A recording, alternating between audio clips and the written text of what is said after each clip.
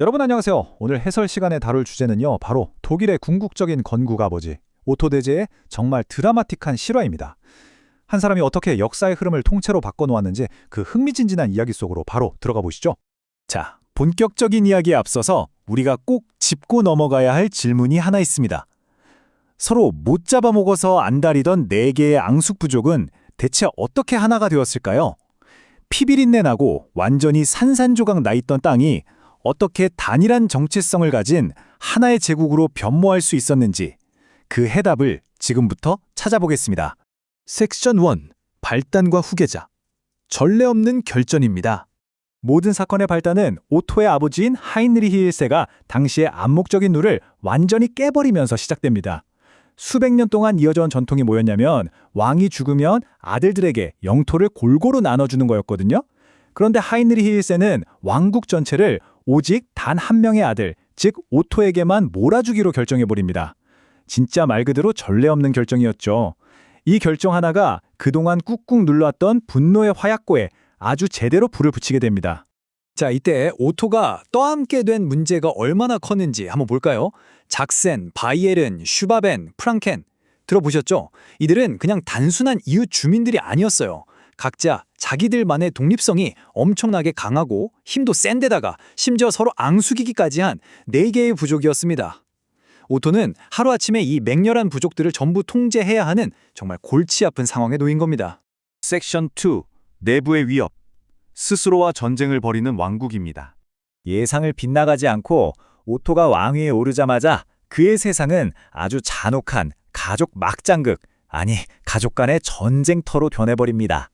가장 믿어야 할 가족들이 뒤통수를 친 거죠. 오토는 자기 친어머니, 이복형인 탕크마르, 심지어는 친아들 류돌프가 일으킨 무장 반란까지 상대해야 했습니다. 유산을 빼앗겼다고 눈에 불을 켠 친척들로부터 왕관에 지켜내야만 하는 그야말로 숨막히는 생존 게임이 시작된 겁니다. 여기서 원문 자료가 짚어주는 아주 재밌는 포인트가 하나 있는데요. 중앙 권력자와 핏대 세우고 싸우는 지역 영주들의 모습이 현대의 독일 정치와 묘하게 닮아 있다는 겁니다. 중세시대 영주들이 살인과 유혈사타로 영토 싸움을 했다면 현대의 주총리들은 피를 보는 대신 예산과 자원을 두고 치열하게 협상을 벌인다는 것만 다를 뿐이죠. 시대가 아무리 지나도 사람들의 정치적인 본성은 참 비슷하게 흘러가는 것 같지 않나요? 섹션 3. 외부의 시련. 단결을 부르는 위협입니다.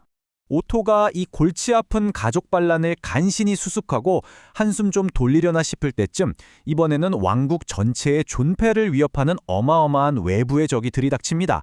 바로 공격적이고 잔혹하기로 소문난 헝가리인들이었는데요.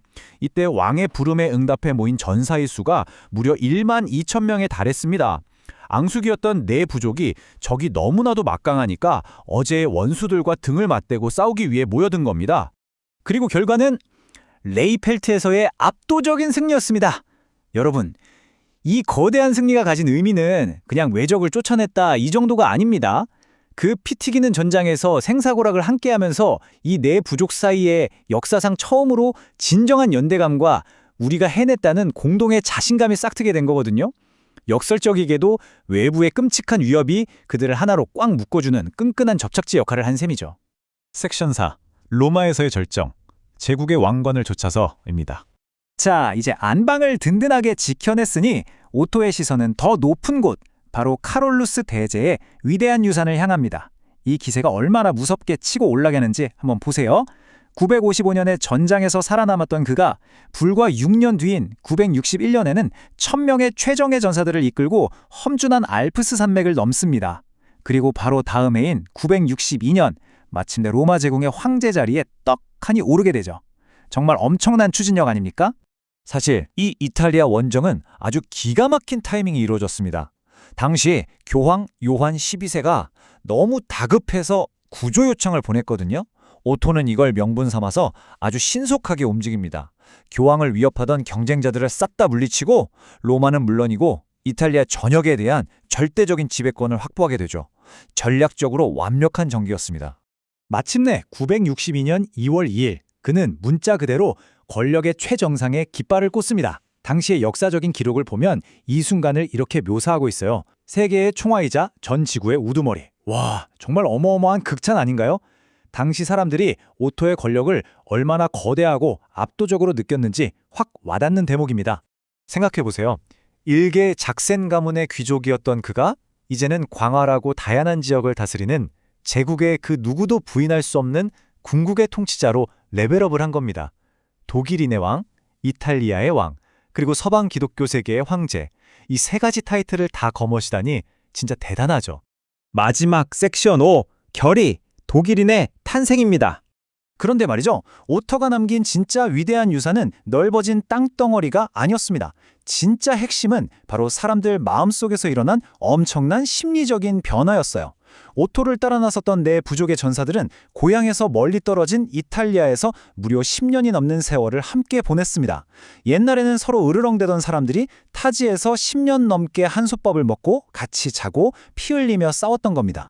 이들을 지켜보던 이탈리아 현지인들은 이 부족들을 하나하나 구분하지 않고 그냥 뭉뚱그려서 디 도이첸, 즉 독일인이라고 불렀습니다.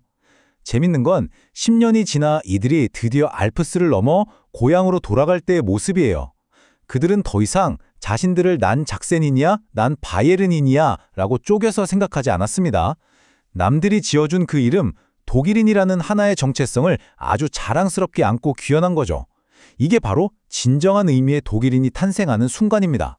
자, 이 길고 놀라운 역사적 여정은 우리에게 아주 매혹적인 그리고 묵직한 질문 하나를 던져줍니다.